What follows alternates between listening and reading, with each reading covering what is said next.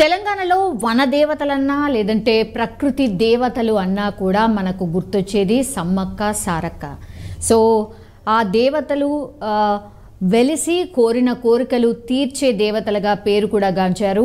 And ఇంటి ఇలవేల్పులుగా కూడా పూజలు అందుకుంటున్నారు. తెలంగాణ ఆడబిడ్డలు అని కూడా పిలుచుకుంటాం. మేడారం సమ్మక్క సారక్కల జాతర ప్రతి సంవత్సరం కూడా జరుగుతుంది. బట్ 2 సంవత్సరాలకు ఒకసారి చాలా గ్రాండ్గా జరుగుతుంది, మనందరికీ తెలిసిందే. సో ఈ ఏడాది కూడా సమ్మక్క సారక్క జాతరను నిర్వహించేందుకైతే తెలంగాణ సర్కార్ ఏర్పాట్లు చేస్తోంది. ఎందుకంటే తెలంగాణ వచ్చిన తర్వాత అంటే 10 ఏళ్ల తర్వాత ప్రభుత్వం మారిన తర్వాత జరుగుతున్నటువంటి జాతర అండ్ గిరిజన బిడ్డ అయినటువంటి సీతక్క హయాంలో జరుగుతున్నటువంటి జాతర ఇది. సో ఇందులో భాగంగానే ఈరోజు మేడారం జాతరకు సంబంధించిన మేడారం మహాజాతర పోస్టర్ను అంబేద్కర్ తెలంగాణ రాష్ట్ర సచివాలయంలో తెలంగాణ ముఖ్యమంత్రి రేవంత్ రెడ్డి ఆవిష్కరించారు. మనం చూస్తూ ఉన్నాం విజువల్స్లో. సో ఈ కార్యక్రమంలో తెలంగాణ రాష్ట్ర మంత్రులు సీతక్క అండ్ కొండా సురేఖ, పొంగులేటి శ్రీనివాస్ రెడ్డి అండ్ పొన్నం ప్రభాకర్, చాలామంది అధికారులు కూడా పాల్గొన్నారు.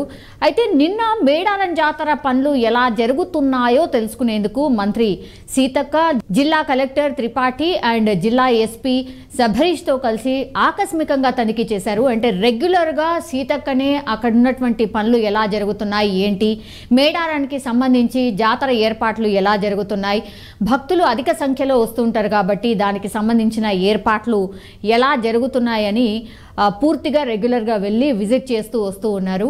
సో ఆ అధికారులకు ఎక్కడెక్కడ లోపాలు ఉన్నాయో వాటన్నిటిని సవరించుకొని ఇలా కాదు ఇలా చెయ్యండి అన్నటువంటి మాట కూడా చెప్తూ వస్తున్నారు. పూర్తిగా సమీక్ష సమావేశాలు కూడా నిర్వహిస్తున్నారు రెగ్యులర్గా. ఈ నేపథ్యంలోనే మొదటగా విఐపి పార్కింగ్ స్థలాన్ని and then RTC bus stand, Haritha hotel, Jampanna Vagu స్థానఘట్టాలు, స్తూపం రోడ్ కావచ్చు, కొత్తూరు సమీపంలో మరుగుదొడ్ల పనులను ఆమె దగ్గరుండి పరిశీలించడం కూడా జరిగింది. ఆ తర్వాత కన్నేపల్లి గ్రామంలోని సారళమ్మ దేవాలయ పరిసరాలను కూడా పరిశీలించారు. ఎందుకంటే అక్కడి నుంచే సమ్మక్క సారళమ్మ దేవతల్ని తీసుకొస్తారు కాబట్టి అది అత్యంత అతిపెద్ద ఘట్టంగా ఉంటుంది. సో చాలా లక్షల్లో భక్తులు పాల్గొంటూ ఉంటారు.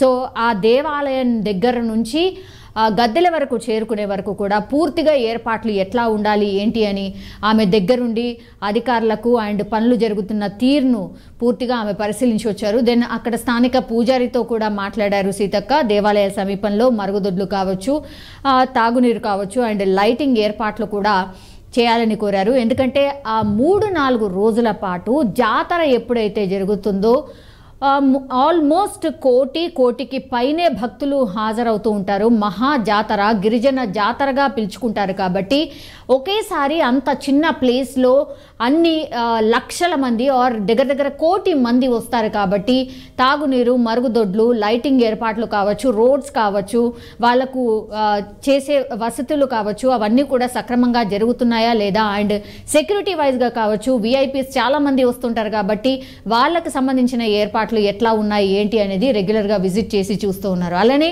అన్ని ఏర్పాట్లు పూర్తి చేయాల్సిందిగా సంబంధిత అధికారులను కూడా ఆదేశించారు. ఎందుకంటే మహాజాతర కూడా దగ్గరకు వచ్చేసింది. ఇప్పటికే హాలిడేస్ ఎప్పుడున్నా సరే చాలామంది భక్తులు అప్పుడు రష్ ఉంటుంది కాబట్టి ఇప్పుడే వెళ్ళి అమ్మవార్ల దర్శనం చేసుకొని వస్తున్నారు. సో అంతకంటే ముందే పనులు కొంత త్వరగా పూర్తి చేయండి. ఎందుకంటే జాతరకి కేవలం ఇంకా 10 రోజులు మాత్రమే టైం ఉంది కాబట్టి త్వరగా ఫినిష్ చేయండి అన్నటువంటి ఆదేశాలు కూడా జారీ అయ్యాయి. సో ఘట్టానికి సంబంధించిన పోస్టర్ అయితే ఈరోజు అఫీషియల్గా ఆవిష్కరించారు.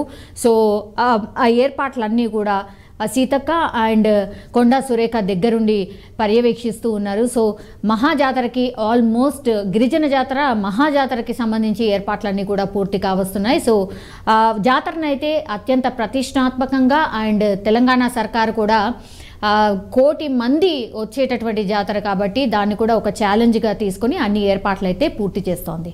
అండ్ ఇంకో అప్డేట్ దీనికి సంబంధించి ఏంటంటే యాక్చువల్లీ మహిళలకి ఇప్పుడు ఉచిత బస్ ప్రయాణం ఏదైతే ఉందో మరి ఈ జాతరకు వెళ్ళే అంటే సమ్మక్క సారళ జాతరకు వెళ్ళే భక్తులకు అంటే మహిళా భక్తులు చాలామంది ఉంటారు కాబట్టి మహిళా భక్తులకు మరి చాలా ఎక్కువగా వెళ్తూ ఉంటారు కాబట్టి మరి బస్సుల సౌకర్యం కావచ్చు, లేదంటే ఈ ఆల్మోస్ట్ ఇప్పటికే 10 కోట్ల ఉచిత బస్ ప్రయాణం చేశారు మహిళలందరూ. మరి అట్లీస్ట్ ఆ జాతర టైం అప్పుడైనా మరి టికెట్ రూపంలో ఏదైనా అమౌంట్ తీసుకుందామా అన్న ప్రతిపాదన కూడా వచ్చిందట. కానీ సీతక్క కానీ లేదంటే ముఖ్యమంత్రి సీఎం రేవంత్ రెడ్డి కానీ వీళ్ళందరూ కూడా తిరస్కరించారట.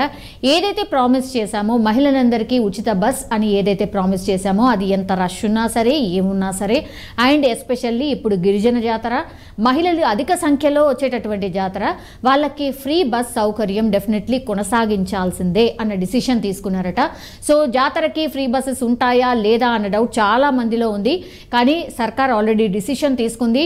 సో మేడారం జాతరకి కూడా ఉచిత బస్ సౌకర్యం మహిళలందరికీ ఉండబోతోంది. కానీ బస్సుల సంఖ్య చాలా ఎక్కువగా పెంచబోతున్నారట. 6,000 స్పెషల్ బస్సులని రన్ చేయబోతున్నారట. అంటే ఎవరైతే సొంత వాహనాల్లో వస్తారో వాళ్ళు వచ్చినప్పటికీ కూడా జస్ట్ మేడారం జాతరకి మాత్రమే వెళ్ళే బస్సుల సంఖ్య, ఎక్స్క్లూజివ్గా స్పెషల్ బస్సుల సంఖ్య 6,000గా డిసైడ్ చేసిందట సర్కార్.